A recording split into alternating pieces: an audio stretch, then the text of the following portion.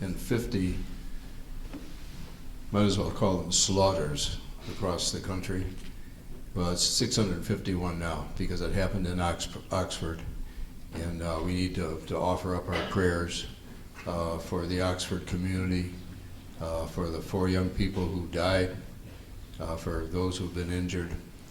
And while I'm at it, I should also say this is the 70th birthday of my late wife, Adrian, who would have loved to have been here today. Great principal, great educator. And we're mourning all of these folks now. So this is in many ways a solemn occasion. And we're dealing right now, I'm not going to get into what I was going to get into because Dr. Hammer will be doing that, but I want to make sure that I have acknowledged those who are here who need to be acknowledged. We've got Patricia Singleton here, who was a board member of the Detroit Public Schools. In fact, one of the board members that appointed me superintendent, back in 2012, when we were fighting under emergency financial mismanagement. And we've got Roger Pintabeni here from the, Roger's a honcho for the Chamber of Commerce, Highland Park, that has sponsored this. We have Horace Bennett and his staff that's representing the Detroit IPTV, which is headed up by Tim Moore, who was my quarter miler another lifetime at Southeastern High School. He's the CEO now of Detroit Internet Protocol Television, and they will be videotaping this program today. And they're going to be putting, I don't know, is it live, you guys? Is this program live? Mm-hmm. Okay, well, it's going to be going on DET IPTV anyway. See, who else we have? Gloria Cunningham is here, does the commercials on my show on WCHB, and was an administrator at Finney High School back in the old days. She was the department head. Gloria is here. She's going to be photographing this, and she's already begun doing it. Willie Wooten, did Willie come in yet? The former vice president of OSAS. He called me and said he was on his way. I guess he hasn't come in here yet. Of course, we've got Mother Helen Moore sitting over here, who is the guru of us all. She's been a gadfly to the schools for so many years. I mean, Helen's almost as old as I am, so she's been around for a while. But we're very honored to have Helen Moore in our presence today. Who else? I got to make sure I don't miss anybody. Dr. Willie White is here, the principal of Frederick Douglass Academy. We've got Robert Plumpy, who is on the board of the Team for Justice with me for many years, and he is also an attorney.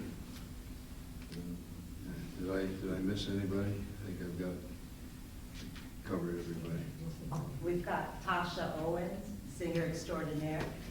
Okay, Tasha, stand up. Amazing artist in the city of Detroit. And we have Mr. Dick Rubens, also a fellow board member of the Highland Park Chamber of Commerce, who's been trying to help bring trades into the city. Thank you. Okay, I think that pretty much covers it. And of course, the young lady who spoke, that's Dr. Sananda Corrado. Very middle-aged now. Looks like she's 17 years old, but anyway, she is my co-host. And I should probably also acknowledge the lady who brought me here. Where's V? Is she? Yeah, Virginia Starkey sitting back there. Rode here with her. She's got the boutique over by the Alger Theater for very fine women's clothing. But Dr. Sananda Corrado is my co-host on my other show, my show on WJZZ, Cool TV, and she is a PhD from Columbia University. She also has several other positions. She's in the Highland Park Chamber of Commerce. She's on their board, and she is going to be emceeing today and introducing our panel and introducing our keynote speaker. So with that, I'm going to go and sit down in that chair and Sananda give you the mic. Thank you.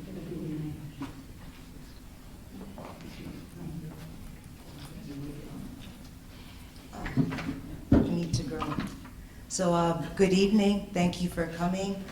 Thank you for coming, especially on a Thursday night where it's cold and there's presents to be bought right now.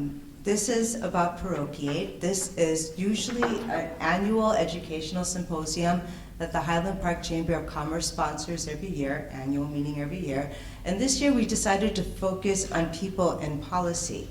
And so we welcome you tonight in the space, this historic space made possible by my co-chair, and of course everybody knows, lifelong advocate for education and racial equity, in our former superintendent in exile, Dr. John Telford. Without him, we wouldn't have the space today to enjoy a real treat of conversation.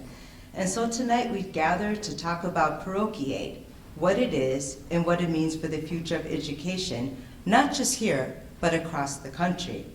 And Parochiaid in Michigan, as I've been working under Dr. Peter Hammer, a keynote speaker, I've been trying to develop a timeline for Michigan education. And at first I thought I would start with emergency financial management. Well, the struggle for education in Detroit is centuries old. And so is the movement for Parochiaid, oddly enough.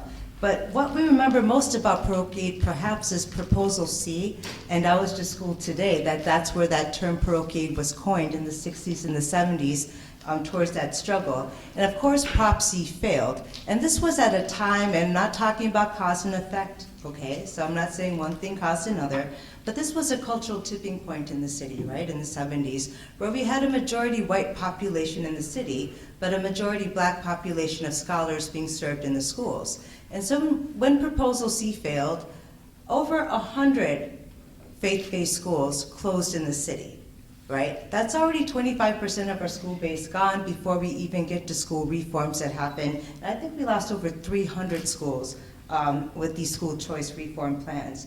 But in any case, this has never been added to the narrative of white flight. So serendipitously, we hear Parochiaid again and in the headlines. And we heard about it yesterday, right? How many people heard about Maine? There were parents in Maine, right, who sued about their children not being able to use vouchers to go to religious schools. And this is the first time that I've seen this headline in CNN or even, of course, on Fox News all the time you see these. But this has been going on much longer. In September, I believe, or was it June of 2020, the Supreme Court may also made a decision called the Espinoza decision, where they struck down a rule called the Blaine Amendment. And the Blaine Amendment was that separation of church and state that way we understand it today in our modern democracy. But with this great transformation of law, the chamber is asking one simple question: where is public discourse? How can laws be so sweepingly interpreted in quite vastly different ways than what we're used to without any public understanding of what we're in for the future? So we know that DPS has since kind of been put away, kind of like, you know, this third arm. And DPSCD has evolved, and it's evolved into our portfolio management system. We already have public schools, we already have charter schools, and if you look at the Supreme Court decisions, it's not only about public funding, they're also looking at employment and labor law. They're asking questions such as, should parochial teachers be able to become union members? So this is a whole lattice of laws that are about to change. Now, the Michigan Supreme Court has been trying to hold steadfast before like this abrogation between church and state, right? But how long does it hold when all these laws are being changed from above without any discussion on the ground? And when I say on the ground, I'm talking about educated, concerned citizens. Are we not? I think we're pretty informed. So if we're not informed, there's a design behind that as well. So without further ado, because I can go on and on, but it'll just be stories and not facts, I would like to introduce very, very briefly our keynote speaker and our panelists, kind of all at once, because if you don't mind, Dr. Hammer, I would also like you to sit with the panel, if that's okay. So Dr. Peter Hammer is our keynote speaker. He is professor of law at Wayne State University, and he's also director of Dell, the Detroit Equity Action Lab, under which I got to have this amazing experience of being a researcher. He's done a lot. I believe you've also written some amicus briefs on behalf of the ACLU regarding Parochiaid, so he really understands the calibrations and the historical significance of these terms in ways that maybe I don't. If it weren't for this research, I wouldn't have even stumbled on Parochiaid. I wouldn't even be trying to do this today, so I thank you for that. Now, we also have from DPS, a Senior Director of Government Affairs. I'm so honored to have Ms. Charisse Butler. Again, she's the Senior Director of Government Affairs at Detroit Public Schools. And I can't be more encouraged to have DPS here at this panel today. I thank you very much for coming. We have, we have Reverend Keith Graham. And I've only been getting to know him because he started off as our acquaintance, I should say, because he did not start in my class. But our acquaintance started at Wayne County Community College, where instead of teaching keg party kids, I get to teach sheriffs, reverends, and other amazing, amazing people who just teach me right back. And so Reverend Keith Graham is a leader in society. I see people move apart in the halls. I see people show respect to him. And we've just had amazing conversations. And then we have Reverend Arkell C. Brooks. A quarter mile. Do you want to do that introduction? No. An amazing athlete and activist. I enjoyed a tuna sandwich at the Coney Island, and it's just amazing conversation. As soon as we started talking about Parochiaid, he started to explain, well, let me not get into it. And then we have Ms. Tracy Peters. I'm sorry, I should put my glasses back on.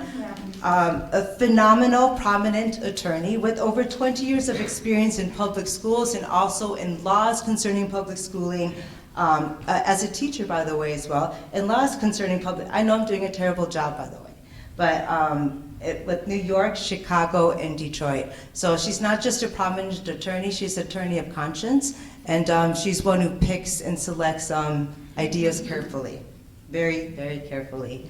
And last but never least, we have Heather Dell, another Highland Park Chamber of Commerce board member, another native Detroiter. She grew up in Detroit, and then she left. This morning too. Pardon? And she did a good job this morning. Oh, she did an amazing job. She came onto our show today, and let me let her unpack what she's about to bring on to us. But she left Detroit, became a curator, and came back, and now does international real estate. So she has a great way of looking at how housing and the stability of our education system might or might not be linked. So without further ado, I introduce Dr. Peter Hammer. And thank you. Where would you like me to speak? Would you like, this has the microphone, Okay. right? Take the mic. All right. Thank you. Good evening, everybody. Good evening. Yeah, this is the first time I've spoken to actual people, so it's really an exciting event for me to be out of a virtual world and seeing beautiful faces and wonderful people. So a special event tonight for very many reasons. I want to thank Sunanda and John for organizing this wonderful event and the great support they're getting from Highland Park and the Chamber of Commerce. Mother Moore, it's always a pleasure to see you and a real inspiration to all of us who care about preserving quality of education. So it's a great group to see and to be here, and a real honor to be speaking to you about this notion of Parochiaid. And I'm going to have some pretty strong views about what traditional education should look like and what traditional public goods should look like, as well as thinking about traditional separations of church and state. Right? It makes me feel old that these now are contested ideas. Right? This notion that there should be public schools should be under local control, and that there's a primary role for the state as having responsibility for providing education. Right? Used to be taken for granted, used to be sort of the norm. And now is contested. And similarly, this notion of separation of church and state used to be a strong norm, and that norm is under attack. But I want to say a little bit about my own education, which is in Catholic schools. Right? So I'm a product of Catholic elementary school, Sacred Heart. There's been a consolidation. We sort of show there's a shifting in demography and other things that have implications on finances for private schools as well. Went to Cataldo Middle School, all in Spokane, Washington. And Father Cataldo, I sort of get the lineage of colonization and the way that religion played significant roles in colonization, was one of the colonizers out in eastern Washington in the early part of the state's history.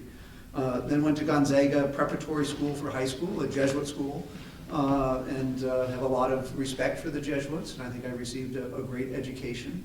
and then went to Gonzaga University in Spokane to sort of complete my undergraduate education. And the first pagan institution I ever entered was the University of Michigan. So, but finished my schooling in a public setting. I say that in part because I'm not having any hostility either towards religion or towards religious schools. It really is a question of what role they should play within a broader constellation of law and policy, right? And where the boundary should be and where the border should be is what the issue is.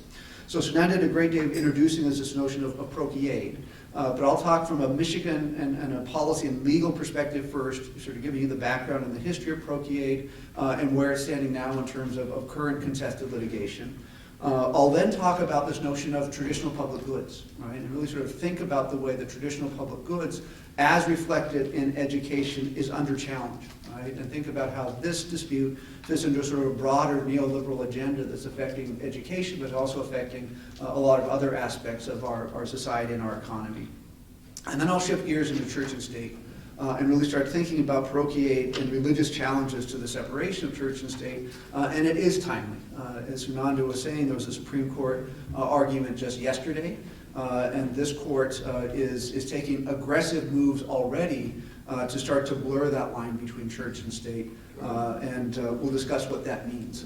And I also want to situate that into thinking broader about the way in which religion and politics is changing recently, and talk expressly about notions of Christian nationalism and what does Christian nationalism look like, and how does that then fit into education policy, of which parochiaid is part of it, but there's a broader kind of constellation of issues that are in effect.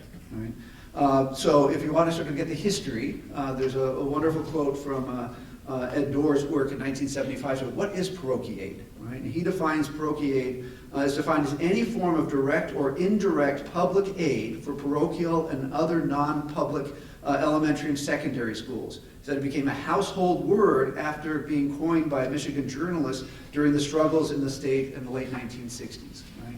And I actually think it's an awful word, right? Because it hides, it doesn't communicate really what it is necessarily. And language that obscures doesn't permit the same kind of public discourse. So I think a program like this tonight to kind of demystify what parochiaid is, to let it be thought about in a broader constellation of policy, and to really then, as a number of our panelists will be doing, bringing it down to Detroit, bringing it down to Highland Park, and thinking about how it's affecting schools, how it's going to affect school children and education, and where that's going to go. That said, the movement that gave us the prohibition of parochiaid I will talk about also has a checkered history.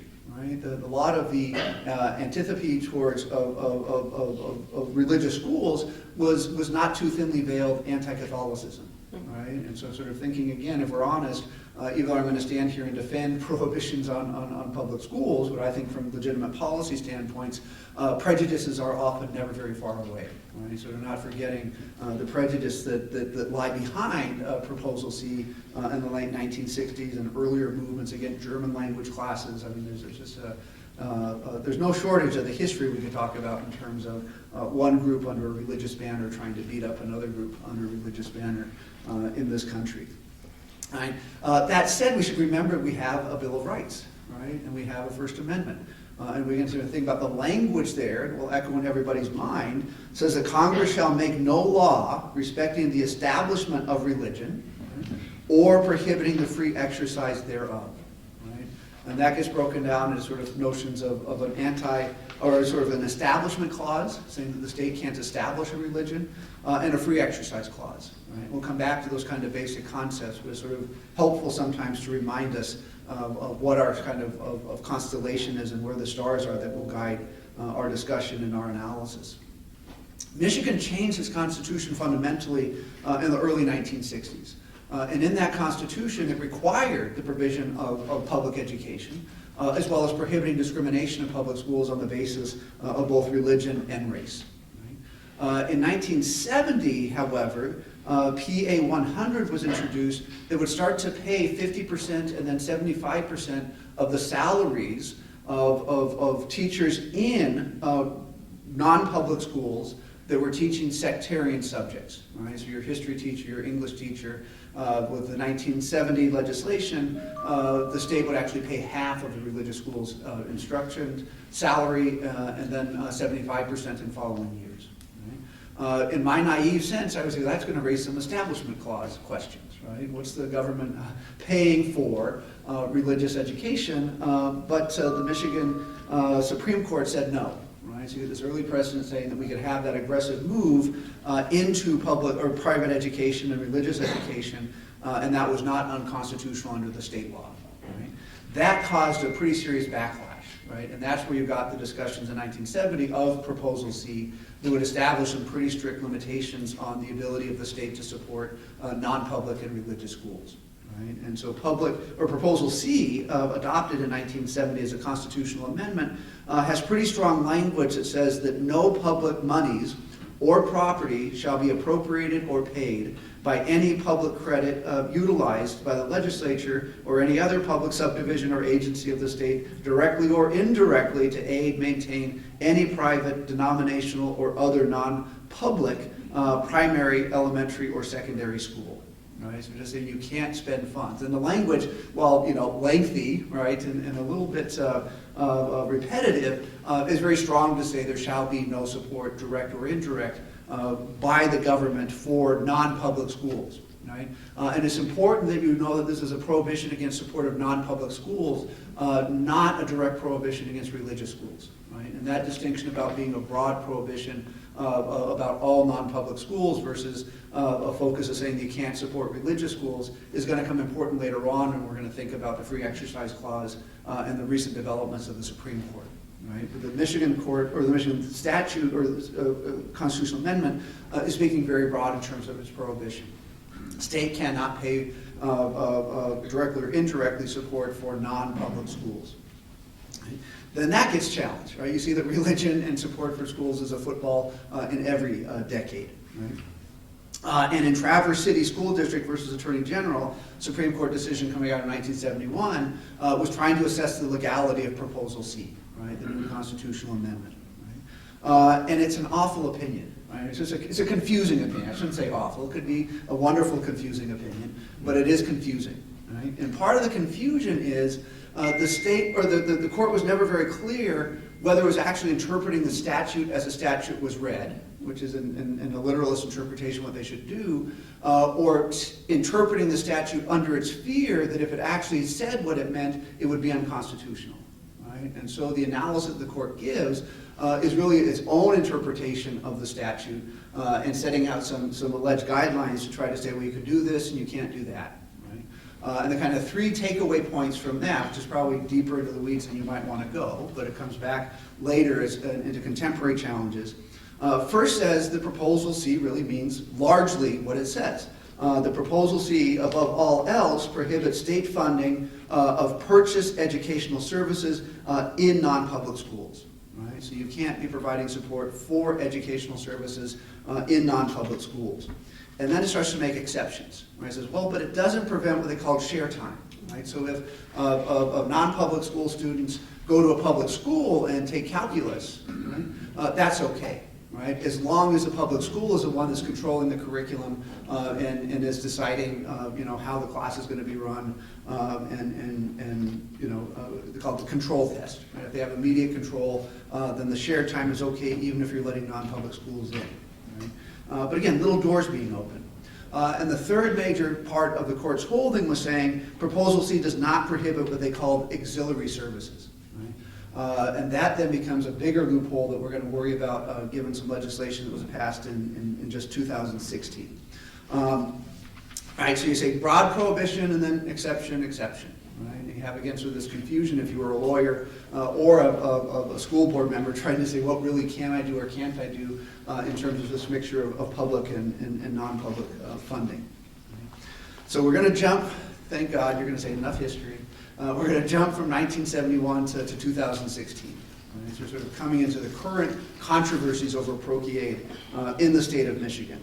So in 2016, a law was passed, and this statute appropriated $2.5 million of funds for the coming school year, quote unquote, to reimburse costs incurred by non-public schools for compliance with various state health, safety, and welfare mandates to be identified by the Department of Education.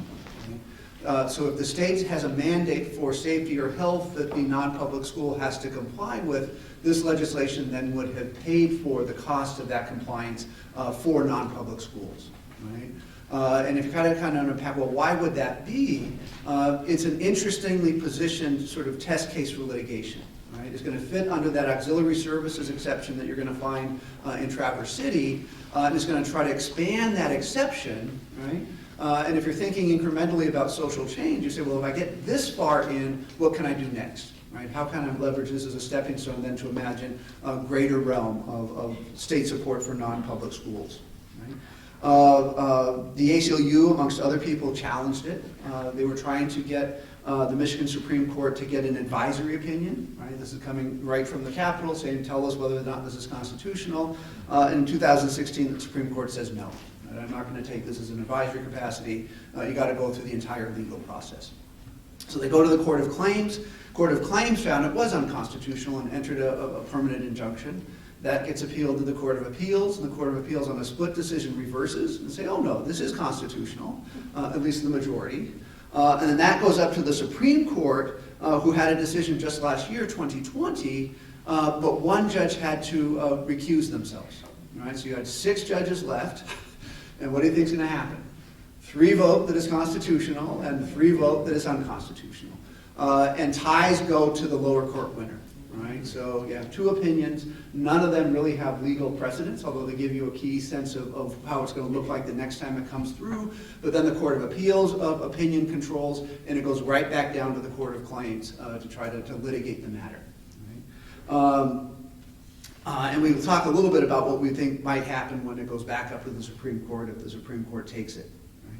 But the Court of Appeals articulated a set of legal standards that says that if it is this auxiliary services and is to comply with health and safety and welfare mandates, it will be legal, 1, if at most it is merely incidental to teaching, right? So back to this notion, you can't have direct support, so incidental to teaching at most, does not constitute a primary function or element necessary for non-public schools to exist or operate, and does not involve or result in excessive religious entanglement. Those arguments were heard just a month ago. So the Court of Claims was hearing the legality of a month ago. Judge Cynthia Steffens plans to have a ruling early in December. We can kind of look at our watches and say that early December is passing, and we don't have a ruling yet. Then she says, I can give you a Hanukkah, Christmas, Kwanzaa, and winter solstice gift for your ticket to the Court of Appeals. Really knowing whatever she does is going to be appealed. And if it's appealed to the Court of Appeals, you can have a right to leave, which is discretionary for the Supreme Court. Right? So it's not done yet. Right? And if it goes back up to the Supreme Court, the composition has changed. Right? So now you probably, we knew we had 3 and 3. Right? The composition likely, if you're just counting votes from a political standpoint, would be 4 votes to hold it unconstitutional. Right? And 3 votes 4 votes to hold the new law unconstitutional, so we can't have further support for non-public schools, and 3 votes largely in favor to say that it would be fine. Right? But the 2 sort of big questions are, does Proposal C violate the Constitution? Right? Which is going to raise the federal question that's going to be given some insight in the arguments that were happening yesterday. And secondly, how far can I push that notion of auxiliary services? Right? And the 3 votes that said it was unconstitutional before said first that Proposal C would not violate the federal First Amendment, right? And secondly, that the legislation was expanding the auxiliary services too far to be credible. Right? And if you go back and actually look at what was at stake in 1971, they were talking about hearing tests, vision tests, physical exams, the ability to have crossing guards, right? And remedial reading services and speech correction. Right? So that was what was upheld as legitimate auxiliary services. And if you look at the 2016 legislation, it is saying anything you spend to comply with any state law that fits under health and safety mandates and welfare mandates. Right? And again, people are going to make their own judgments. If you're a legal realist, you believe that courts do what they want to do anyway, so it may not be the integrity of the distinction, but it's likely that the Michigan Supreme Court as currently constituted would uphold the previous standard that says Proposal C means what Proposal C says, and that you can't have this form of support. right? But I would argue, as we'll see later on the separation of church and state, that the next lawsuit will be brought in federal court. And the federal judges and the federal law is shifting so much that it may raise legitimate questions on whether or not Proposal C would pass constitutional muster today. And we'll come back to that at the very last part of the thinking of church and state. Right?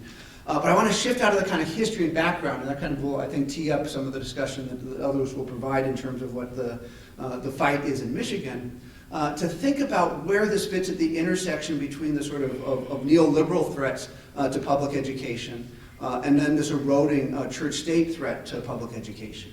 Right? And I want to start with this notion that we've got to think harder about what public and private are. Right? We say easily it's public or it's private, and in reality it's a much more confused sort of divide. Right? If you look at the public side, well, public is not really all public, especially after Citizens United. Not to take advantage of lobbyists, but if you have lobbyists and you have influence from the private side, how much public is that? Right? Or how much private interests are now influencing the domain that we would normally call private? Right? We have this increasing range of public-private partnerships. Was anybody watching when the World Economic Forum showed up in Detroit earlier this week, touting basically?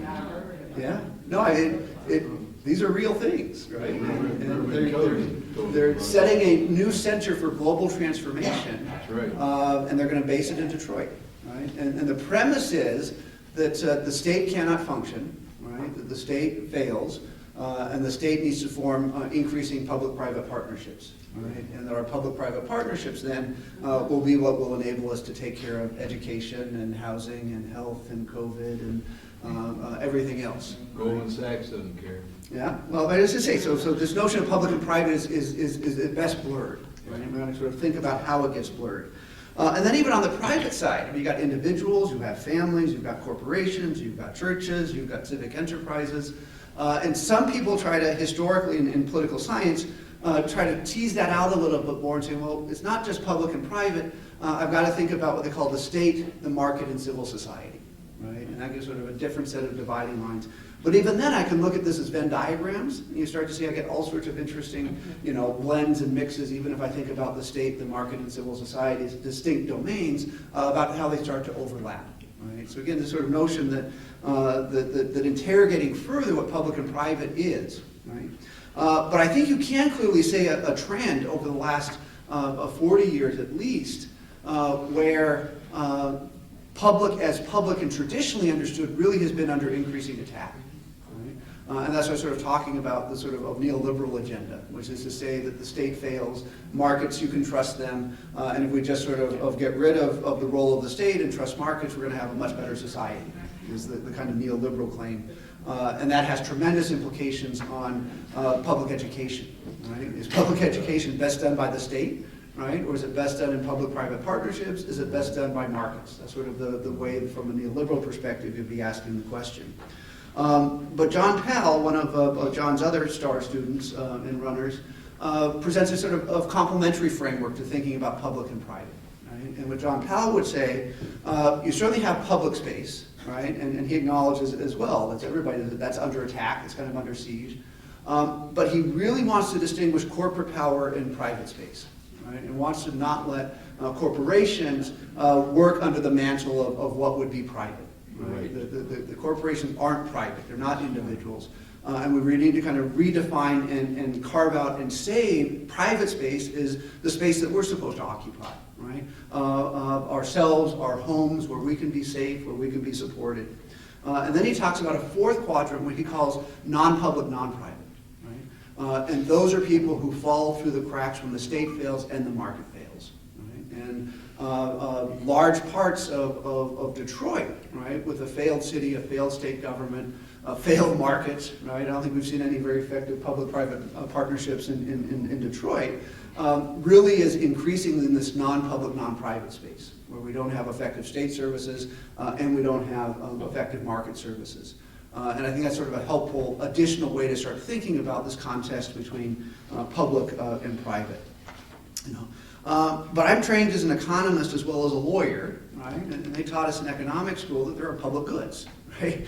Public goods, by definition, are goods that are both, they call non-excludable and non-rivalrous. Right? And non-excludable simply means I can't prevent people from consuming the public good, even if I wanted to. Right? I just can't stop you. Right?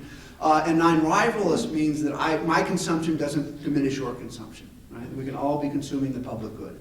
And that's a very bad market strategy. Right? So the whole notion is typically, or at least the sort of historic assumption has been, the private markets can't provide public goods. Really, only the state can provide public goods because there's all sorts of coordination problems and free rider problems and cheating problems. And that's why we need the state to provide public goods. And the traditional public goods that we would list would include roads, right?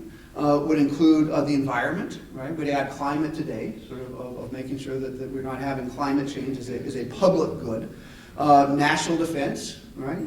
Public health, right, in terms of vaccinations and highly contagious diseases, has public good dimensions. And probably the most classic example of a public good is public education, right? And that notion that there's a distinct obligation supported both by I would say, sort of norms and values, but also policy and economics of why we look to the state to be the primary provider of public education. Right? And I'm saying the entire public space is under threat. Don't have to tell people in this room that public education is under public threat. All right? So in the ACLU brief that we were writing to strike down the 2016 litigation or legislation providing support for non-public schools, we wanted to make an argument based on policy why it was necessary policy not to provide public subsidies for non-public schools. Right? And let me sort of explain that. And I think it's an important argument, although it's a little bit technical. Right? But you're basically saying, well, what is the political economy necessary to sustain public goods? Right? Because it's not just the provision, you've got to have the political support. And I first ran into this argument. It basically says if I fraction or fracture up the economic side, the market side, and have competition around with the public good, I'm also fracturing the political support. Right? So the fracturing on the public side and the economic side is also undermining the political consensus that's necessary to continue the support for the public good. Right? And so, as I said, I first saw this when I was reading about challenges in Canada. You know, our friends just across this side of the river or that side of the river. To situate myself in the yacht club. But across the river from Belle Isle is another country. Right? And surprisingly in that country, they believe that everybody should have health care. And so health care was universal. And not only did they have universal health care, they had particular specific prohibitions about opting out. Right? You could not sell private health insurance. Right? And that got challenged under the Canadian Constitution. And the Canadian state was saying that that prohibition was necessary to make sure there was consensus, public consensus for the universal health care. So if I let people keep opting out, they're not going to support the public product. Right? And so they were defending then the need to have express prohibitions on private opt-outs or introducing new commodities competing with the universal insurance to maintain the political consensus that's necessary to provide the public good. Right? And we see that locally. Right? I think it was Grandmont Rosedale neighborhood wanted to have a special assessment so they could plow their roads. Right? And the kind of notion is, well, if they can provide it privately through their own assessment, why are they going to want to pay taxes for everybody to have their roads plowed? Right? You get this notion where to actually protect the political integrity of the public good, I often have to have expressed exclusions of support for non-public options. Right? And what we were arguing in the amicus brief was that Proposal C provides that same function.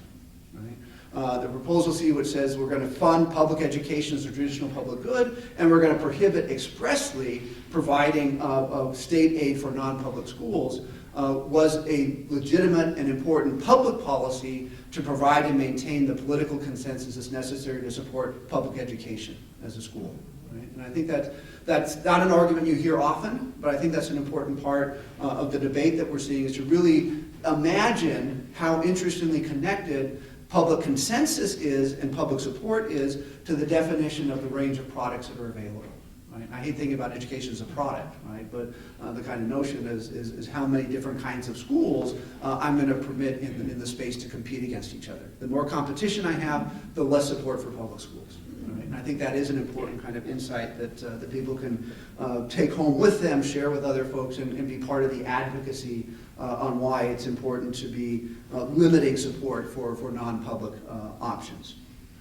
All right. But, you know, this is still only 2.5 million, right? And it is not a huge growth in public schools. I would say you can say a very similar argument against charter schools.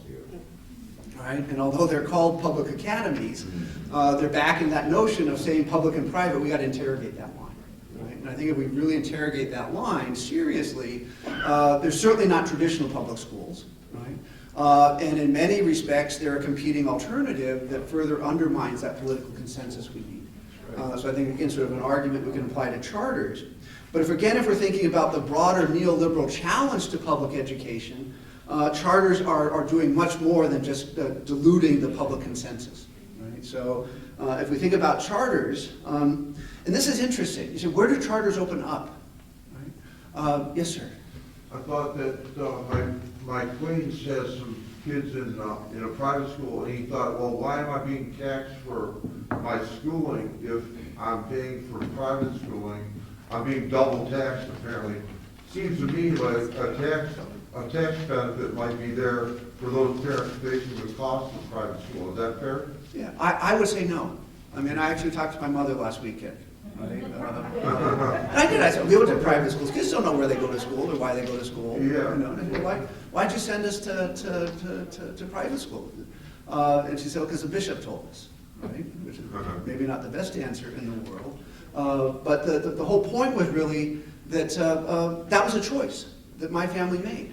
Right? And it had financial stress and obligations, but we were opting out.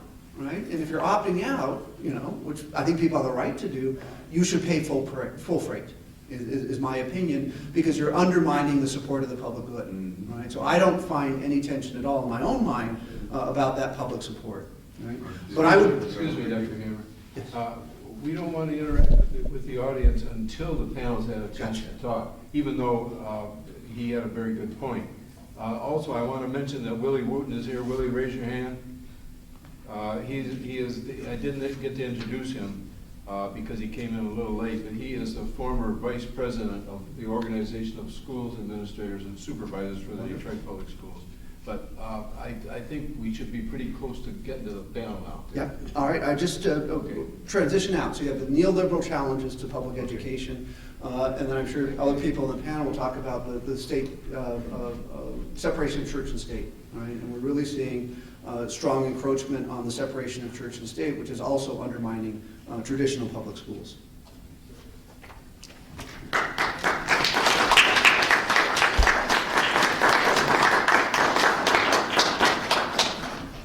So, as we open, I have to completely confide that when Ms. Dell came to our station this morning, she had 5 excellently prepared questions. So I'm not going to reinvent the wheel, but how I will start is perhaps if we can have 2 minutes of reaction to some of what we've learned from Dr. Peter Hammer, and then we can go on to Heather's questions and learn some stuff from each other. Thank you. Who would like to begin? Thank you, Ms. Tracy Peters. Because we're thinking of Michigan cases, and we should be. So the 2 cases the Supreme Court has heard, they were about voucher programs in Montana. That was Espinoza, that was a year ago. This one heard today was Maine, and I did listen to the oral argument, but I'm not going to talk about that. You need to know that on September 23rd of this year in the Western District of Michigan, plaintiffs, and I don't have the whole complaint with me, but I will gladly share it with you, Dr. Telford, and with anyone that wants it. A federal court complaint was filed against our Article 8, Section 2, which is our, Parochiaid amendment, about the constitutionality of us, and saying we don't grant public funds to non-public. So it's like our turn, is what I'm saying. And I don't know about the response to the complaint. I couldn't find anything with that on the internet, but I will tell you that the case is called Hile, H-I-L-E, versus state of Michigan. So, you know, it's funny, I was thinking of Brown versus Board of Education when we were talking about all the cases at the US Supreme Court. Now, you know, Brown had companion cases.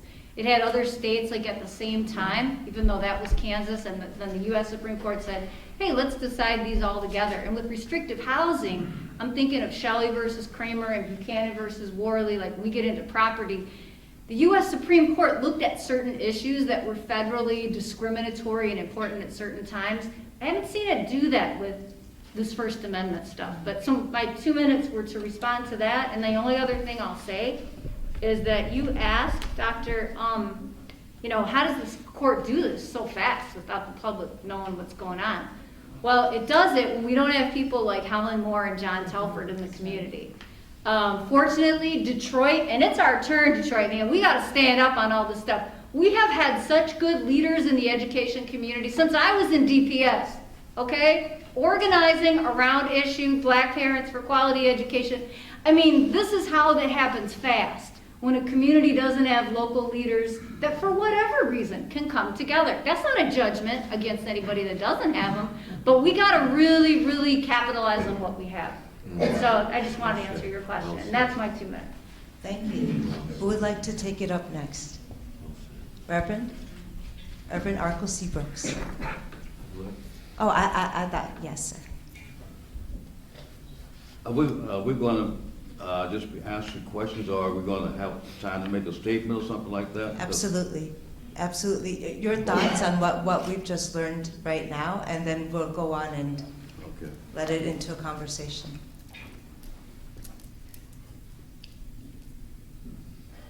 So what's your statement, Arkell? Well, my statement is would be relative to Broke Hill schools and charter schools, and what has been produced and created is a paradoxical dilemma.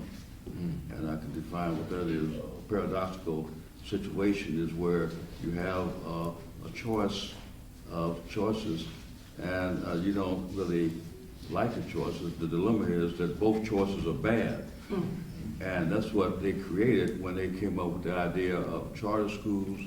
And I'm a pastor of a church, but I don't think that if I started a school that I should expect the state to finance my church for that. I've seen some abuses I can talk about later if I have a little time, some things I've experienced, and I've been in education and science and business along with it. We have created a paradoxical. And I made the example, in fact, you know, how the gladiators, you know, and they say, you go out here and fight. Now, and you're going to go out here and fight this lion. Now, you got choices. You can fight the lions, or you can just have the king go like this and we'll kill you. Now, that's not a good choice. And the lion hasn't been fed in a month. And that's the paradoxical dilemma. So the situation they created, and if you look at the introduction of education, I was in pre-medicine, but I majored in education. And the first book that I read about education, it said the purpose of education, that everybody should be able to read so they could read the Bible and whatever religion they want to, and avoid the wiles of the devil. That was the first reason for public education, for being able to read. And we have seen with the charter schools and whatever you want to say, a decrease in literacy in this country. Absolutely. Over 50, in Los Angeles, like 55% in the Latino community, in West LA is about 80%. So these I've seen some abuses. I'll get into some of what I have experienced, because I've worked at a charter school. Dr. Telford and I helped start a school. I left after 90 days. And I'll give you why when I get a chance to say that, you know. Can I get an amen? Amen. Oh, I'm sorry. I'd like to piggyback. We have a collection afterwards. Reverend Keith Graham. Well said. Well said. I say well said to my brother in the faith and of the cloth.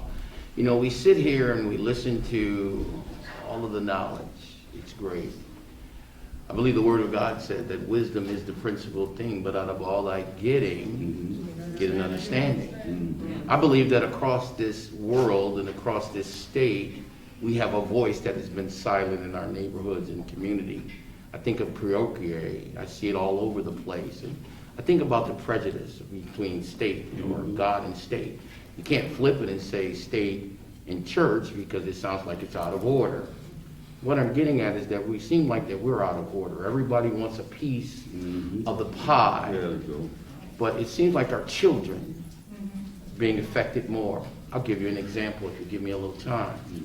I grew up, my mom raised 5 of us into the city of Detroit during the 1960s. I moved to Inkster, Michigan in the late 70s. I went to a local school that my mom, off of her back, working as a postal worker, raised 5 kids in that community. Ended up going to a 80% or maybe close to 90% white school to where there was only 10% black. Now, I'm not making this a racial thing. That's not where I'm going. Stay with me in this. But what happened was, because of the fact that I was in another part of a community, which I could not get in the city of Detroit, I didn't learn about my heritage as an African American. Where am I going with this? The church needs to stand up in its place.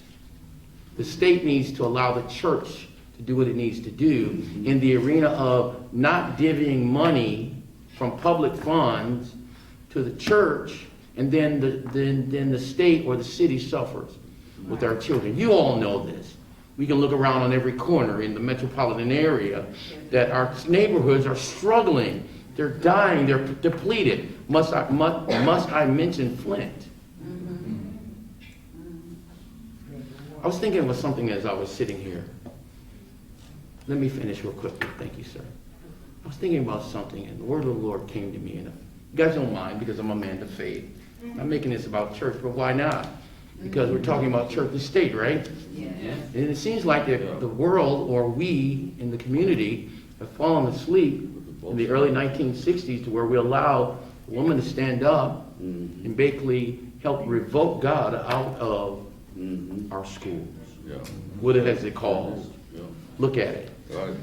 We have generations that can't even raise a generation. We have parents that can't even raise their children because they had no one to raise them. Yes. If I could read this real quickly, and please forgive me, but I'm passionate 10 more about what I'm seconds. hearing. The Apostle Paul said to the church in Corinth in 1 Corinthians chapter 3, verse 10, according to the grace of God, which is given unto me as a wise master builder, I have laid the foundation, and another buildeth thereupon, but let every man take heed how he build thereon. What I'm saying is this, is that what I'm hearing is the prejudice, the bias, the separation, and the division to where we're all sitting here together today trying to come up with a solution. What is the solution? We need to come together as a people that has a voice, that understands what's going on in your community from generation to generation. I look in the audience, we have young and old, and we're still stuck in the same place called park. It's time for us to do something, guys.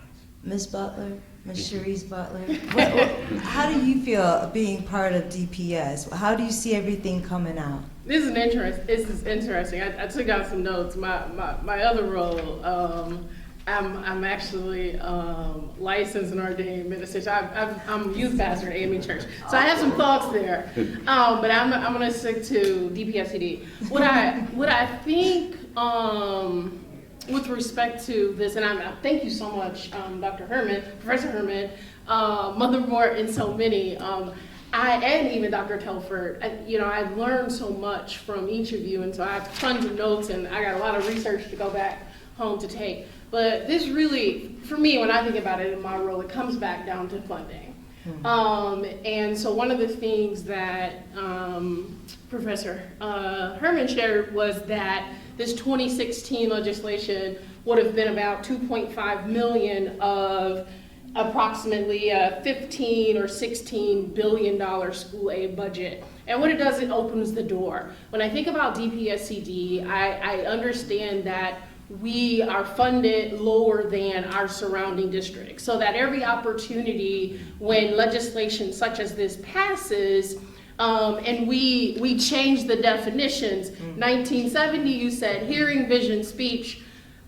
speech correction and reading services, and then 2016 you said anything that's under health and safety. And so when we look at when these policies are made and when the revisions are going back and forth across the aisle, when folks are, it's always in defined to, you need to go to line 13 when it's being defined what can count in there. And so if something like this passes, anything under health and safety, we can open up, that $2.5 million hole to being possibly $2.5 billion. One thing, there was a bill on the House floor today, I think 4955, which would have allowed some funding to be diverted from the lottery. The school aid fund receives 100% of lottery funds, which is approximately $1 billion of about a $17 billion budget. So every little bit counts. When we think about DPSCD, when I first started the district, we were funded at $7,906. The next year, $8,142. The next year, $8,142. The next year, this year, $8,700. But when we look at Southfield and Birmingham, we've got $12,000 and $15,000. And so that gap of inequity, that's what this says to me. This says I'm going to divert additional funding to the side, and are you going to admit my children here in the city of Detroit? You're not, right? And so we're continuously, and this is, I think this is our urban centers, this is about Pontiac, this is about Flint, this is about Detroit, and this is about those small, rural, poor white communities as well. And so to Reverend's point, if we all really were to come together, the majority of the state with respect to education is at the bottom. Very, very few have access, and we're talking about another carve out for the rich. That's what's in this language, another carve out for those that are at the top. The top 1% and 2% of the folks in the state are the ones that are going to take access to this. The governor just vetoed a couple of bills about a month ago, and these were tax credits for opportunity scholarships. Now, how many of us in this room know about opportunity scholarships, that you putting your money to the side and you're going to receive this tax credit? This tax credit would have been in place for those that are in the know. And so part of the work, and I'm excited about what we do at DPSCD, because we are really trying to do the education. I'm glad that I'm in this space. Is that if the opportunity scholarship were to come into be, I want to make sure y'all all know, but really understanding that this stuff moves and it passes so quickly under our nose that we're cut out before it even hits Detroit news. And so part of this is that we've got to be in the conversation. Mother, when I'm at State Board of Ed there for my job, Mother Moore, my buddy on Northeast Detroit, they're in the car, they're up there together.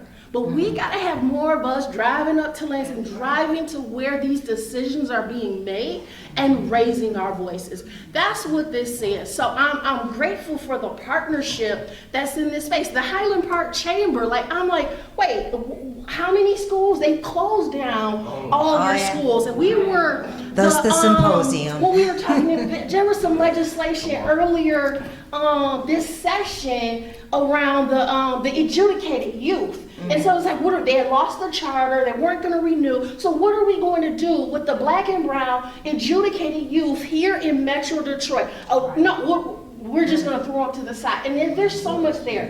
And I was just talking to some folks yesterday about getting some funding for one of the schools in your area. That's the quandary. There's levels to this. The quandary is not to let our public education systems turn into Title I pools. Where schools don't want to deal with the risks that society has to deal with as a whole. One final thing. Yes. When your school system goes, your community goes. Come on. You mentioned Inkster, you mentioned Highland Park. Yeah. You break down a school system, the community around it is desolate. Right through here. Right, boroughs, vacant land. Every place you got a closed school, I gotta interrupt because there's a perfect overlap. No, because there's an overlap. Heather Dell, there's an overlap to what you were talking about this morning. Yeah.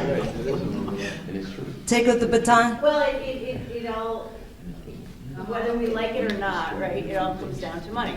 Everything, the world runs on money, on actual capital, right? So the value of an area, the value of its schools are driven by the tax dollars. The tax dollars are driven by the property values. So when you have a place like Detroit where you have people moving in and this expansion into, it's cheaper to move to Detroit from Oakland County Yeah. and send your kid to private school than it is to live in a, well, not even a commensurate house, but a house in Oakland County and pay the taxes there for public school. You get more house, but no education, but you're not paying the taxes, but you're supporting the private schools. Right. So, it's not easy. None of this is easy. I don't, like, what I think doesn't really matter. I don't have kids in school. I don't have children, so I'm certainly not an authority on it. But the only thing I will say is that if the funds that are supposed to go to public schools are squandered for whatever reason, you know, here we are. If there is no school, there is no economy, there is no housing, now we're talking about third world conditions right here. So the difficult thing, you know, I'm like the ugly capitalist, right? I'm not, but I'm certainly not. But I have to advocate for those people because we have people coming here from all over the world, and some are dirtbags. I choose not to work with them, but a lot of them aren't dirtbags. They're fascinated by this microcosm of the world right here in Wayne County. I have people from Tel Aviv and Argentina and Beijing and Hong Kong and Singapore, and they come and they buy these houses and they fix them up. And it's become, to some degree, a labor of love. But with people like us who are trying to explain the values and the morals that a society is supposed to have, the ethical culture, to these people, they just assume that that's already there, and they're just plugging in the housing. So I'm off on a tangent, and it's not good. But there has to be a way to come to some kind of agreement that if a public school system is just failing, and you have to just own it, if that money's diverted, is there a way for us to lobby for the kids that are displaced to go to those schools? Like, there is no perfect solution, right? So how do we meet somewhere in the middle? Because without property value, without schools, there's no property value. Without property value, there are no schools. Right. You know, it's all cows are animals. Some animals are cows. Not all, you know, it's a giant Venn diagram, right? So I'm saying, isn't some education better than no education? Even if it's not what we like or the way that it's happening? Well, I see that your hand is raised, and I'm just going to be a little egotistical and ask this question first and then defer to your question and then your questions, Heather, after this. My thing is, I would like to go back to something that Dr. Hammer pointed out earlier in the talk, which is that this is really, Detroit is a starting point for a global I shouldn't say global yet, but a national transformation of education. I know that Bloomfield Hills lost schools. I know Farmington's lost schools. All these, what we call white unquote, quote unquote, white communities are also losing schools. They're forced to subsidize their standards of education. I think we're either 48th or 49th in spending in the country for our students. So how did this become a black and white issue, education? I mean, everybody is suffering in some level, right? But how is it that the rest of society is plugging the holes and not seeing that this is a common issue that's going to come to their territory soon? Who would like to? Well, because don't you think it's a don't hate me or hate me, but I think we have that running to that race discourse has become, it's so uncomfortable that we're comfortable being uncomfortable. Right. So it's like, okay, well, where's the scapegoat? And Reverend, that's the scapegoat. Reverend Brooks and I'm sorry, and then, I'm being such a dork, and then Ms. Butler, if you don't mind. Reverend Brooks, I'm just stuttering. Speak, please. Let me not speak. Yes. Well, it just takes a lot of I have worked in Detroit as a teacher, and Dr. Tuff and I helped start one of the first charter schools when it came out, other than with Wayne State had a charter school. And I've worked in Detroit, Southfield, Birmingham, and my kids have gone to Detroit schools, Southfield schools. They're hurting also. One of the things I saw when I went back and retired, I did some substitute teaching, and there were teachers leaving Birmingham and Bloomfield, going into industry, because what has happened with this charter school stuff, it has drained the resources of the public school systems even there. And I also taught at Cranbrook. That was a private school. It paid tremendous money. I was educated in Detroit when it was one of the top 3 education boards in the world, in the country. That's right. All right, so I don't think I'm a dummy. I live in Detroit, and I live in the North End, but education was important. One of the things that's happened is our family has been broken up. Too many baby mamas and so forth. That's a whole other thing, baby daddy stuff.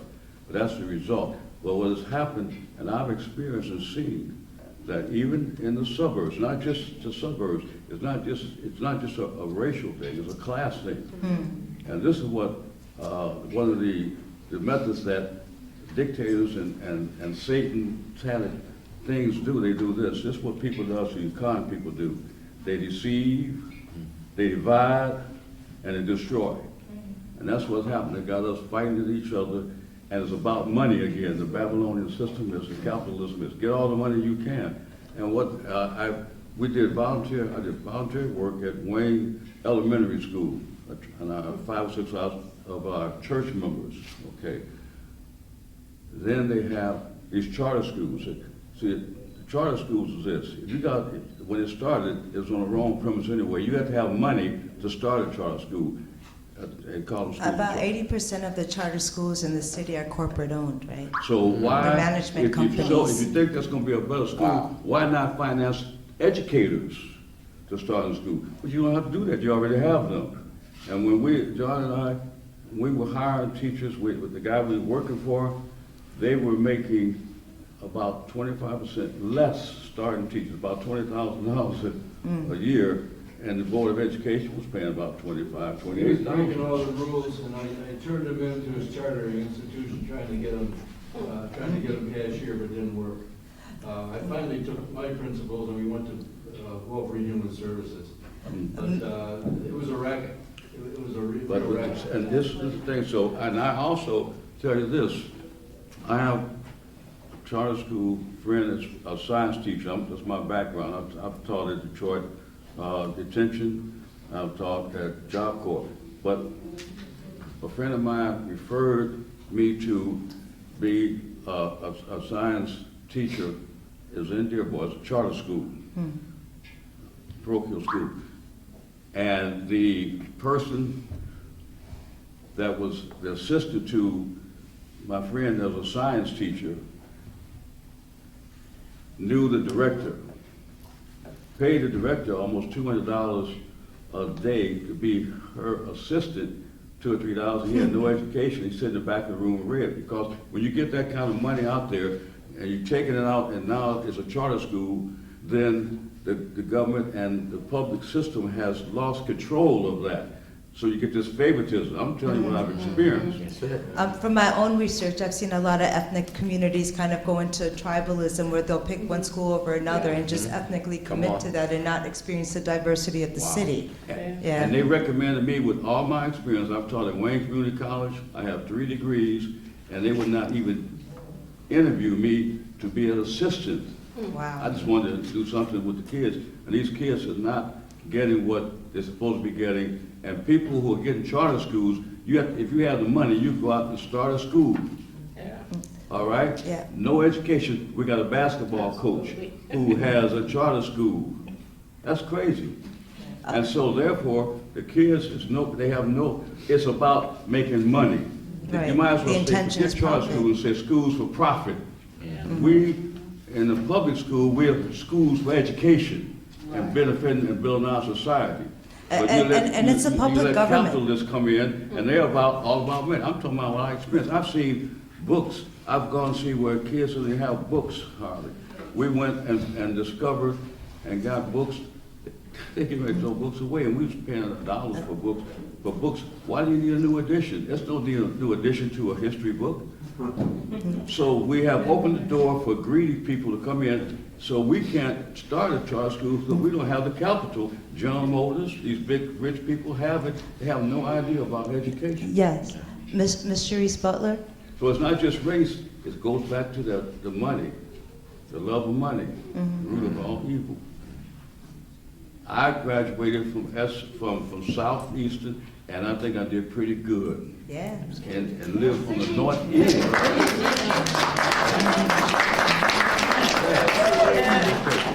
Ms. Butler, your thoughts? Professor, can I just throw something? We're taking a collection, he's gonna take a collection for us right here. Okay. If you want to is it- go downstairs, look at some more. The only reason I'm saying it, because I actually lived in it and worked in that and seen it from inside and outside, and it's very frustrating. I wrote a letter to Barack Obama and to Joe Biden. So, Our yes. past president appointed somebody to be over the Department of Education. They have no educational training at all because it made a lot of money contributions to somebody. I wrote Biden and say, why not make me director of education? I've got the degrees. No answer. Barack did answer me though, but I said the same thing. I talked about my paradoxical dilemma. So we got, that's where the situation is. You know, okay, yeah. Okay. You know, I could listen forever, That's all but right. just, I you feel know. very, I I'm hate interrupting I'm very people alarmed because I about love this talking because myself. it's killing us and it's killing our country.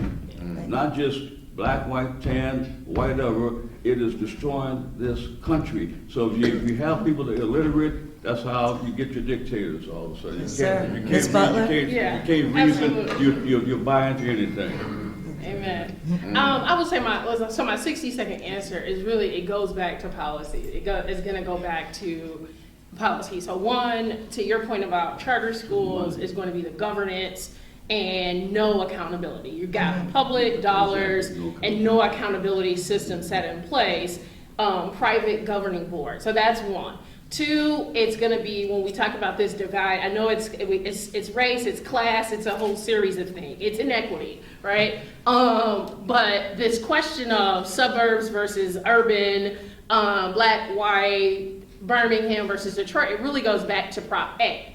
I think that's the other piece when we see this great divide and the very inequitable hold harmless provision that would say those communities can't have the right to levy additional taxes and fund their schools at a higher dollar amount. So it's a policy issue. It's in state law that says they can do it. And so until we change state law, we're going to see this vast gap of funding. And the third one really is lobbying and interest groups, right?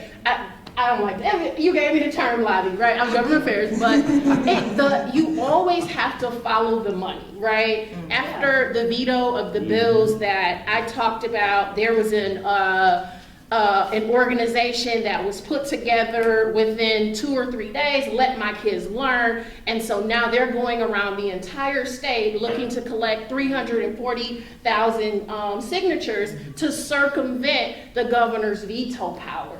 And so it's about folks in the know who understand the processes and the loopholes within the policy so that you can go ahead and we can perpetuate these systemic inequities. So it's policy at the end of the day. And so I'm glad that we are here. The nexus of what, if the superintendent was here, he would tell you we need to address the hold harmless provision of Proposition 8. That's the that's the main reason why a lot of our schools are underfunded, and we do not have equitable funding in this state. Without the resources, I mean, if you go to the grocery store and you want a turkey and a ham and you want all the fixings and you only have $20, I don't think it's going to happen. And how can our kids are not going to get what they need if we don't have the funding. I get from a biblical perspective that it is the root, but we gotta have resources. But we also, to the point of historic Black church, there was a point in our history as Black folks where it was illegal to read, and so there were great camp meetings where we did this type of organizing. When I think about the social justice movement of when I wasn't born, Brown versus Board was a whole bunch of, community-driven folks who got together in spaces like this and organized and said, we are the resistance. Our children went out and fought. And so I always love to sit at the feet of the elders and have learned those histories so that we can keep that movement going. So I think there is a great place for us to kind of even research, what happened historically in a lot of the civil rights and social justice movement. So I really appreciate what you said about the need for the church as well. But we got to fix this policy and get some money in our classrooms. You just got to learn how to beat them at their own game, right? Because money. Oh, wow. Well, does anybody want to speak on that? Because, correct me if I'm wrong, but my understanding was even though the kids won $90-some million, that literacy was considered to be a privilege. It's a negative. We have negative rights by the Constitution, right? We have rights from. We don't have rights to. We do not have a right to education so far. It's up to us what our government says to us too sometimes. You know what I'm saying? But so far, if it's a privilege, right, then how do we even talk about the separation of church and state in terms of education? That's another murky field. That's an excellent point, actually. Does anybody want to respond to? Thank you. No, your discussion about what you have a right to in this country. The right to literacy case was an incredible effort to try to assert an affirmative right. But I would just sort of take that, which was an incredible initiative, then think about the Detroiters' Bill of Rights, which is also a range of affirmative-based rights. And think about the fights over Proposal P, Yes. which is trying to operationalize it. If we were in an international setting, we wouldn't be talking about the economic development policies that we have here in Detroit. Right? They failed globally, they failed locally, because they put people at the center of development, or they put property at the center of development, not people. Right? There's an alternative approach, the human capabilities theory, that really says if you want to build a society, if you want to get development, you invest in people. And you let people reach their full capacities. And we need that kind of shift in the orientation, which is very consistent with positive-based rights, to start to reorient exactly where the policy is. And it's policy and it's money, ultimately. But you have to amass power if you're going to get that. So why are people sitting around not sort of, no, it is. It's how you leverage the power that's here in this room and in our communities that ultimately is going to get you the policy. Let's open it up to Q&A anyway, because we do have questions. Yes, sir? Okay, I thought a couple things. First, we should probably be careful with the health and safety provision for the private schools, because there are those kids whose families save up and pay the tuition, and then they don't have much money for health or safety or even food. So if you make sure all the kids get free, healthy meals, better quality meals in the schools, they can learn better, they'll have the energy to learn and remember. Also, it seems to me the city of Detroit is really not helping kids with regard to their treatment of cannabis shops. They're favoring churches over the freedom and liberty of adult use only cannabis use in the school, which will fund education. It's shared by local municipalities, can help share the funding for schooling by taxing those organizations that are following the law. Churches are being favored in the city of Detroit by restricting cannabis shops around churches. I don't think that's fair at all, because the tax dollars go to help children in their educations. Thank you. That's interesting. There's a little bit of a leverage point, and especially the first part of the statement that you made, sir, because I know in the city council, there have been kind of requests come about, right, to refurbish the current church as new people are moving into the area. And so I see in the corners K through 2, K through 3, and I know when new residents coming in, they're not choosing public or charter schools. So with these requests already coming in, what's going on with the city? How are they responding to these requests, or is this the beginning of a huge deluge of requests that will eventually, because people are sending their kids to the corner school, but it's not the people who've been here. Does anybody want to address that first? Thank you for that. I wanted to address the comment that my brother made here about the cannabis shops being in the church. I so tried. Go ahead. This is cool.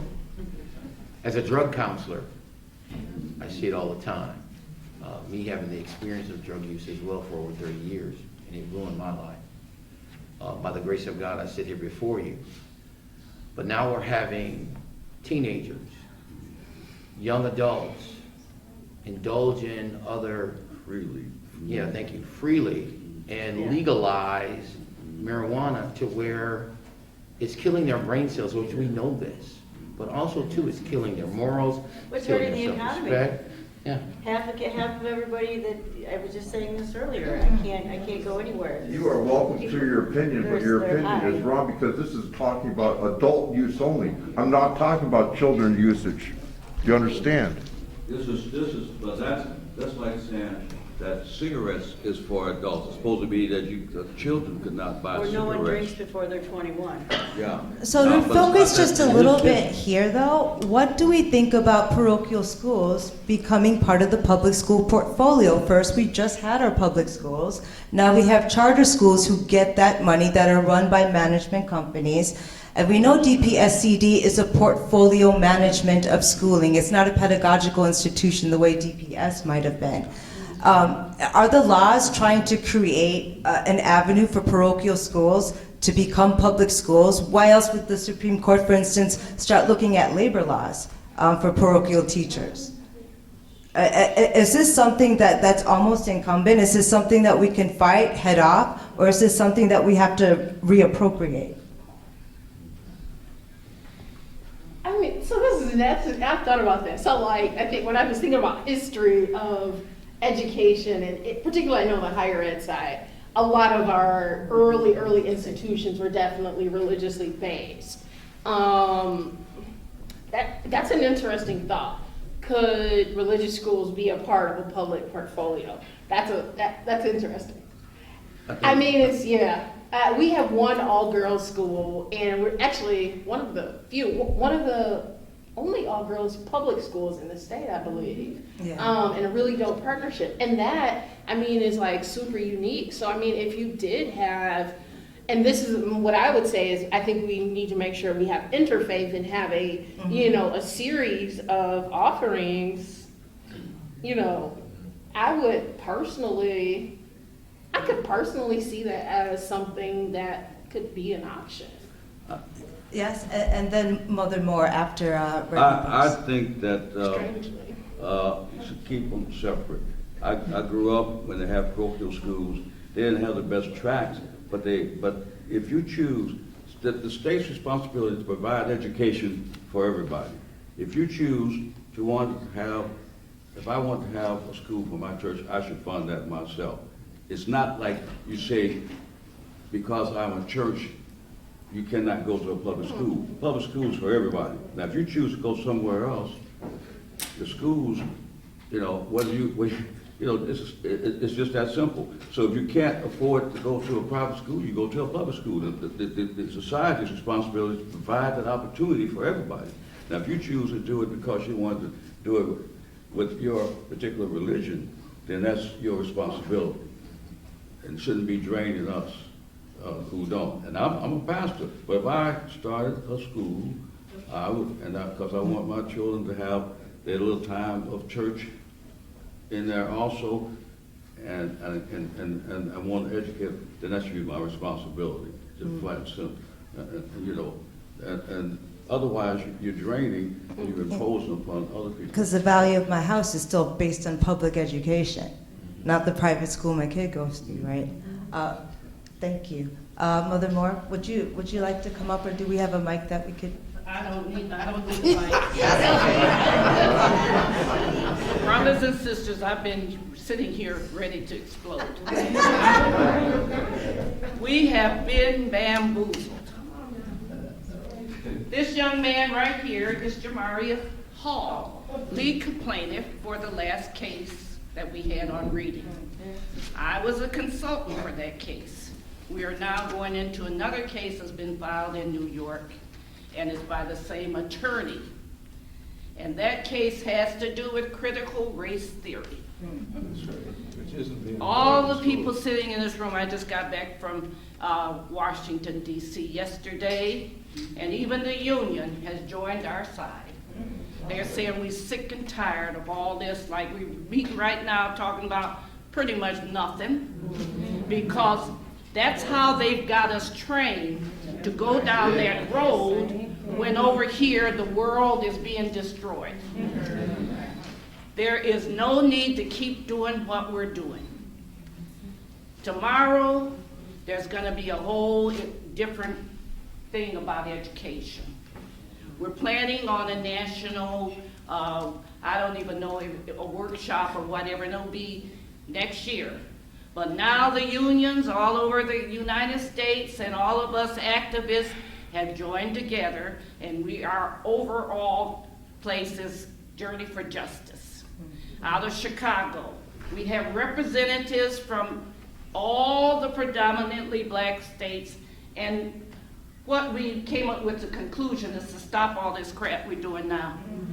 It ain't no good, because guess what? They got us chasing after the tail, and it's not even dealing with the education system and what's happening to us and our children. We fall into those traps because somebody calls a meeting. Sorry, Dr. Tepper, you and I are good friends.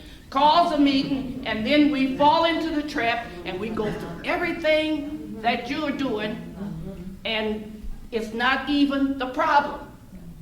The problem is the racism that we experience every day in our children's lives. Inferior education. That is the key to what is happening. And yesterday, the DFT and all the leadership and the legislators that met with us said, stop all the nonsense. We got to get equity. Don't even talk about equality. They left us behind so many years after slavery. And by the way, those people that came from slavery could read at the 8th grade education, and our kids can't even read out the 3rd grade. Don't fall for the crap that they're feeding us. You have to know, and I see your hand up, that's my partner. We were together in Washington, D.C. Keep the Vote, No Takeover Coalition. Look, I'm trying to educate y'all now because you're going to waste a lot of time doing this.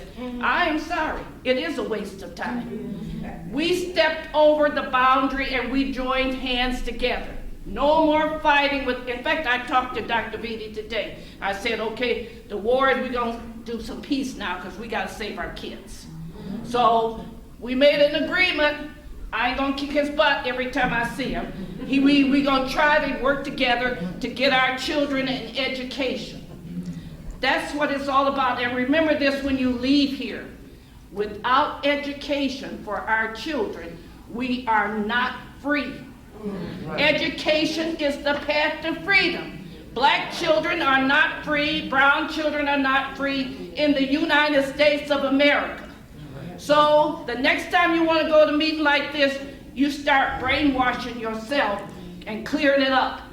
It's about our children, it's about freedom, and it's about equity. And our banner is equity or else. We get ready to kick some butts. The next year, we're not taking no crap. They give us less money. We got 2 budgets. One that's going to 2034 is it for all the past money that they took from us. $3.5 billion. We got 2 budgets. But isn't that the point? They keep taking from us. We know exactly what to do. We could do for our own kids. So the reason we've been losing 3, 4, 5, 6 generations of people is they keep tripping up the law on us. Every time we win, they change the damn law. Does that mean that we stop learning about the law? Do we stop learning about the twist? Can I finish? Because I know Yes, you're in ma'am. charge up there. Yes, I'm going ma'am. to sit down in a minute. But I'm going around the whole community and make these speeches from now on because I got to wake up the sleeping giant. Good. We waste a lot of time today, but when you leave this room, you will be a different person because what is at stake is our freedom for our people and our children. All of this other stuff is nonsense. The children could read at the 8th grade. Our kids can't read at the 3rd grade. We going backwards. Okay, I'm gonna sit myself down. I agree with you 100%. But Mother Moore, one thing that I think to Sunanda's point is that we can't forget about the law and the folks that are at the table making these decisions. Sri Tanadar, K-12 approach met last week. Dr. Rice is there, and every time Sri gets a chance, I gotta give him his credit. He says, "Where's the $94 million for the literacy lawsuit?" Dr. Rice, he pivoted and, "Oh, we got this federal grant and this." I said, "That's $5.6 million. That's not 94." But so we have to have lawmakers that will hold them to task every chance we get, and we have to have strategy and count those votes. That's really what this City comes down Clerk's office. to get those folks to actually move on our behalf. To your point, if we want equity, we have to get rid of these provisions that lock us into spaces of not enough money. And debt. They put us into a false debt. And we've been doing that the whole time. When I say we, there's people in this room that have been active 50 years. Yeah. Tracy, am I correct? Keep the vote, no takeover. Some people in this room have been active, but some people in this room are phony because you go to meetings and you don't do nothing else. You just go to meetings. We've always been active, but there's also a body count. There's 3 generations of boys going straight to prison, right? We've had 3 to 4, because if you're illiterate, you're going to jail, right? Yes, ma'am. My name is Olivia Moore. I do apologize. I was very late. And I did miss half the panel and the discussion. But I totally agree with Ms. Moore because I'm a parent. I'm a product of Detroit Public Schools. My daughter graduated 2020, and now I have a 6th grader that's virtual because I still don't believe in the system and the cleaning. But it's a struggle at home. Yeah. Dr. Vitti did not even want to give our children textbooks. You know, moving forward in the next 2 years, they're telling us, oh, all the materials will be virtual yesterday in a listening session, and if the child wants a textbook, they have to have or be an exceptional student. So in other words, they're now going to try to label students. If they see them with a book, oh, he got an IEP. So this is what we're dealing with. I was on a policy meeting this morning. Tuesday's board meeting, they want to vote to mandate vaccines for employees. If that's where America is going, but then at the same time, the district does not want to hold parents accountable for filling out a permission slip for their children to get a weekly test. You want to cram 50,000 kids in a school. In the beginning, you should have had this permission slip. If you can't sign this, your baby can't come in. The district has accommodated us as parents and not did the nasal swab. All you got to do is spit in a cup every Tuesday. You get your results supposedly on Thursday. Half of these schools, these parents have not filled out these permission slips. So the illusion is that our babies are getting tested. The illusion is that you want to blame it on the cleaning companies because they're just now starting to make $15 an hour. I am in the school once a month because I'm still on the PTA. But my baby is virtual and will continue to be virtual because I see the practices every time I'm there. The staff is trying, principal trying, but it's not a 3 feet separation. It's just like school. Our babies are eating in the gym and in the lunchroom to practice social distance. So where do they go to gym? So, Virtual, I mean, the whole point is, it's a financial meeting tomorrow. Usually, I'm the only one for public comment, give or take. These meetings are virtual and in person. So we sit here in these meetings. You can get on DPSCD and go click on the link in your bed and listen to Dr. Vitti. Listen to these black women board members that have really no insight because most of them don't have any children. No children in the schools. Or no children, period. So they know nothing about being a parent and making parental decisions. So this Can we meeting, revert this back to the panel for a second? Everything, and if you you don't have mind, to I'd like keep to going. put It's not just about sitting in a meeting. Get engaged, whether you have a child or not. It takes a village. So Ms. Peters, Tracy Peters, I know you worked and you taught for 20 years. Thank you, Ms. Leamore. I know you taught for over 20 years, and you're starting to look at it from a legal, not starting. You've had a prominent career as a lawyer. What made you decide to start looking at law in terms of what we need to be done? And really, this is a good question that both Aaliyah Moore and Mother Moore are asking. Can we really enervate the public to do something when this is just a transaction between people behind doors? Is this really a waste of time then? If we're the ones who cannot affect the laws? Well, there's another issue. So when you are talking, the best law to fight this right now, and by fight this, I mean United States Supreme Court, is our Constitution. It's not super strong, but remember that case I told you about that they're filing against our Parochiaid amendment out of the Western District? About 18 of the 32 pages is the plaintiffs, which is a very conservative, not saying conservative liberal, but a group that wants Parochiaid. They've called up newspaper ads from like the 1970s because what a court looks at is like what happened when the amendment was made. They're trying to point out that Parochiaid discriminates against religion, stops your free exercise. All the schools that are close to charter schools or schools that are non-public, that are not religious, they're basically going to get a free ride and get to come on board because all the U.S. Supreme Court is saying right now is, religion, and I'm very conservative. And to Professor Hammer's point, I just want to say, and I'll get back to your question, there were some justices today that started to talk about what is a public school. And so for us as activists or whatever you want to call it, make that argument for why public schools are important to you.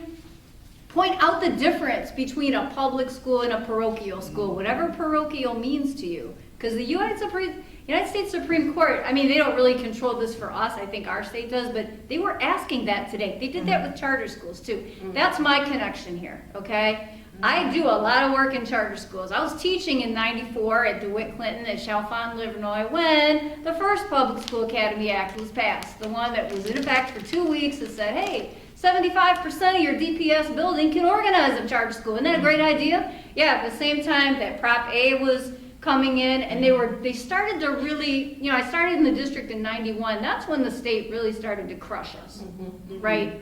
Poor districts. And so you get everybody to hate the product, they'll get you out of there. That's really, really what's going on here. Yes, be engaged. Absolutely. Why? Because this law that I said, this is what I do in my class. I pulled up the book. Everybody goes around talking about we're the people's this, we're the people's that. Well, what the courts do is they look at our state constitutions and they call it the people's law. This is liberal and conservative. You should be using those words against conservative courts. If they really mean people, then go to our Parochiaid amendment and say, we weren't just anti-Catholic. There is just as equally a strong sentiment who sees that reasoning for separating public and private dollars. That's this is beginning. The argument was just yesterday, but this is where I would start as a lawyer to keep our funds and everybody that goes to Lansing, and if you're a lobbyist, it is so hard to go there. Do you know they stopped really letting parents, and I'm talking about parents that would work together, they stopped putting us on the agenda. I go for other issues, like the 3rd grade reading bill, and sometimes we'll have a friendly legislator out of Dearborn or St. Clair Township or something. We wear t-shirts that have our message on it, even if we don't get to talk.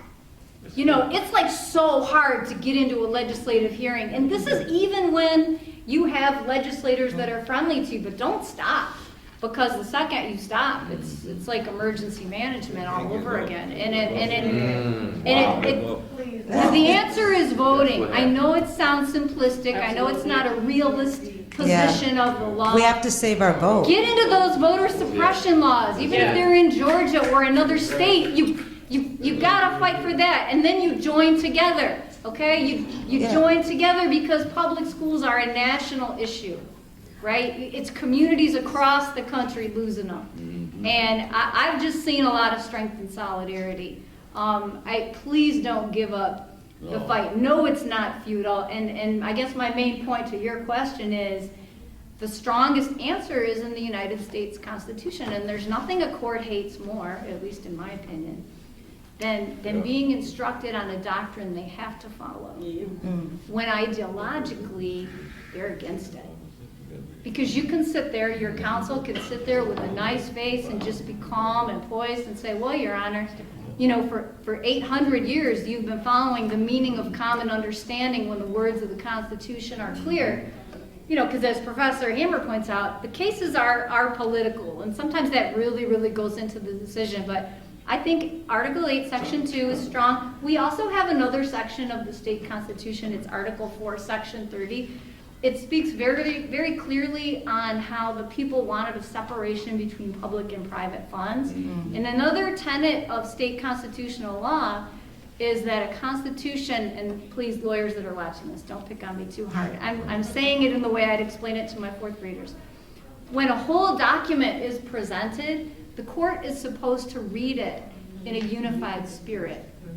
So if an amendment is passed that clearly separates public and private, right, that's Article 4, Section 30. And then you have Article 8, Section 2 that says no public money for non-public schools. I'd make that argument as attorney and say, hey guys, listen, what do you think that means? What did the people want? What do you think? And that's something a court really doesn't have a lot of, you know, back talk to. They don't have a strong position there. I think that's what as a lawyer you have to look for here. And you, the people, and I still consider myself as more of a teacher than a lawyer, but the people that in the facts, y'all have to point that out to the lawyers. And then the lawyers, like, we look for the law and we try to match it up. And you know, can I say one more thing? Because it's a really important case, and you've talked about charter schools. Some of you know I've been a part of a case for 6 years. It's a Headley Amendment case, which is about money, but it's all because of my involvement with charter schools, and we actually won against the state of Michigan. On July 28th, we were issued a favorable opinion. We got the state Supreme Court to say that charter schools are not local governments. They are not political subdivisions of the state. And here's why this is important for money reasons. Under the Headley Amendment, Article 9, Section 30, there's a dedicated proportion of constitutional revenues that go to local governments each year, 48.97% of all state revenues. The state of Michigan, since the Headley Amendment has been adopted, has been putting all kinds of these public-private entities in that equation with traditional local governments like cities, townships, school districts. Because why? Oh, the state of Michigan writes the laws. That's what the legislature does. So our argument was very simple. Again, fourth grade, got to be a teacher first. We say, you know what, court, a charter school is not a local government. The legislature may define it as a public school. That's not a government. And we made that argument, and we were successful in a conservative court. And so the 80% or 85% that are authorized by state public universities, the amounts that the state pays to them every year in per pupil dollars, that's going to come out of that equation. You know, I don't know about the relief portion. That is down the line, but we won, and we're on remand right now in the Court of Appeals because they were like, okay, what about charter schools authorized by a school district or a community college or I'm thinking of my third one, but ISD, which is very few of them. They want us to revisit that issue. There's nothing to revisit. That's the political part right there. All charter schools are set up the same way under the law. It's a contract school. Nothing against it, fine, keep it, but you're not a local government. So I wanted to say that the reason we made that argument, there's a court rule about novel arguments of law. You guys have really good ideas. And when I say you, I mean about whatever issue you're interested in. You're not the crazy person at a meeting speaking up going, that's a crazy idea. That becomes a legal theory. You should always really push to have your ideas heard by people because that argument of law, the court recognized it. There's certain things the court can't say no to because the people adopted the rules that allowed that to get in. So to answer your question, it comes from people. people and talking. So don't give up. Don't give up. Don't give up. The democratic transaction. The end. Thank you. So we are about to, we have a question, and then I'm going to ask Dr. Telford to come up and talk about where the future of education might be and to close this out. Thank you. Thank you, ma'am. Good evening, I'm Dell Hodges, and I've learned a lot. This is very informative. You know, my children are grown and gone, and I work on a few boards for Troy and Rochester Hills. But what I wanted to say, and what I kind of sort of remember, is that we as a people always did real good with less. It didn't matter what they dealt out to us, we superseded and was able to excel in America with less than. So my understanding was, since we knew our limitations, the church filled the gap and made up the hedge back in the day. I don't know if it was the pastor's wife, grandmother, whoever, but they taught Johnny how to read, and he read well. They made little lemonade and cookies or whatever. But it didn't matter what was going on in Washington or Africa or anywhere else. The church stood in the gap. They made up the hedge. They knew they had the keys to the kingdom. They took control. They knew their constituents, their people, their members. They knew their community, and they made the difference, and Johnny could read. So regardless of what's going on in Traverse City or the UP or Washington, D.C., it doesn't matter, because you have the destiny of your people at hand, because we've always been more than that. And when adversaries come against us, we have always been able to work around it. Didn't matter what the Constitution said. We were able to excel. We started our own schools. We taught about our own culture. I just know about the AME Church, and we put it out there. We started colleges, and we excelled in this America that is against us. So therefore, it will always be against us, whether we go to court to prove it or not. But they who know their God will be strong and do exploits. We did them in the past. We should be able to do it again. Now, I know a lot of preachers getting Bentleys and all that stuff. But if they are truly who they're called to be, if they're truly shepherds, then they will be able to help us navigate through all of this, whether we know Latin or Greek. And Johnny will still be able to read, because we have taken responsibility and we have taken control to make sure Johnny can read. That's what all of us. Thank you. And thank you for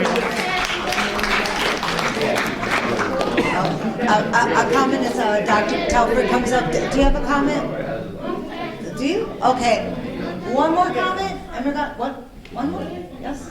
I just want to point out that in times of trouble, when we had problems with the school district, there's a concept called freedom schools. And you heard Ms. Helen Moore. Ms. Helen Moore was a part of the Detroit Freedom Schools. They were started because DPS was falling down in education. The test scores were sinking, the parents weren't happy, and there weren't no alternatives to education. Detroit voters voted down charter schools, and they still opened for profit. So if you're a parent here, you don't have any options, you don't have any choices, and that creates, an entire situation. So the concept of, I'm a volunteer of Paul Robeson Freedom Schools in New York. Now that concept was developed because the school's education crisis had reached fever pitch, to where parents were demonstrating marches, protests, rallies against the school administration because they were cutting from important programs of children education and outsourcing everything. So they started this freedom school, and they taught the basics of education. There's no critical race theory, which is not really real. It's only alternative to basic education. How to count your money, how to grow your own food, how to read, write, spell, and the whole 9 yards. There is no curriculum based from a university and such. We have no idea. This is based on life experience. They also have people in the communities that showed the kids, took them on field trips to local places, local destinations. They learn city history. Most children in Detroit want to learn Detroit history. We used to get that back in the day, and we don't have that anymore. And in fact, the Detroit Freedom School started when high school students were protesting the conditions of the school and walked out, and that's when it started out at Mother Moore Center. And now I believe there are branches at the Shrine of the Black Madonna, right? And I believe at the African American Museum, and we definitely, and these are weekend schools, so to speak, to kind of give us the grooming that we don't get from schools. And Marcus Absolutely. Marcus Wonderful. Garvey Academy Financed by has a, Annenberg grant. program as well. And this young man here, he was one of the people that fought in the right to literacy case. That also determined the future of education in the city of Detroit and also in the nation, where black kids were told you don't have the right to read, throwing us back into slavery and into the. So what I'm saying is that we have to all work together to fix this situation, because we can't turn our heads, we can't, do like this, and we can't duck our heads in the sand any longer. We have to fight for our children, but we also have to fight for the future of education. Education unlocks the key. Yes. It unlocks the key. We have so many young people that don't learn basic things because they weren't taught, because they can't learn in environments where the school is in chaos. There's no order. So what I'm saying is that in this conversation, if we have schools that had funding, if they were religious, if they were Catholic, if they were AME, if they were African based, you know what I'm saying? It should be options for the parent to send their child to a school which performs well in curriculum, in education, in parental involvement, and also in community engagement. We should not be supporting schools that have failing grades, failing administration, and teachers that don't give no dams about our children. That's all I want to say. Thank you so much. Thank you.